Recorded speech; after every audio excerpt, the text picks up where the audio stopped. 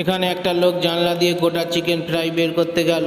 বাড়ির মালিক ভেতর থেকে দেখে ফেললো, কিন্তু জানলার গ্রিল ছোট হয় সে বের করতে পারলো না। বাড়ির মালিক তারপর ডান্ডা বের করে ঘুরে ঘুরে গেল, তারপর তার হাতে খুব মারলো।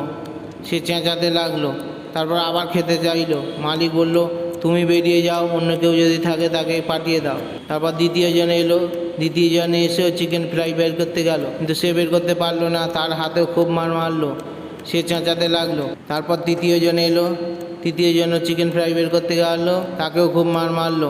তারপর চতুর্থ জন এলো, এসে দেখলো ঘরের মধ্যে কেউ নেই। তখন সে ঘরের দরজা খুলে ঘরের মধ্যে প্রবেশ করলো। ঘরের মধ্যে প্রবেশ করে চিকেন ফ্রাই হাতে নিল। তারপর দেখলো টেবিলে দুধ রাখা, সে সেই দুধ খেলো। আড়াল থেকে বাড়ির মালিক দেখছিল। বাড়ির মালিক দুধের মধ্যে জামাল কোটা মিশিয়ে রেখেছিল। তারপরে সে যখন চিকেন ফ্রাই হাতে নিয়ে বেরোতে গেল, তার খুব জোর পায়খানা পেল। বাকি তিনজনের হাতে চিকেন ফ্রাই দিয়ে চলে গেল।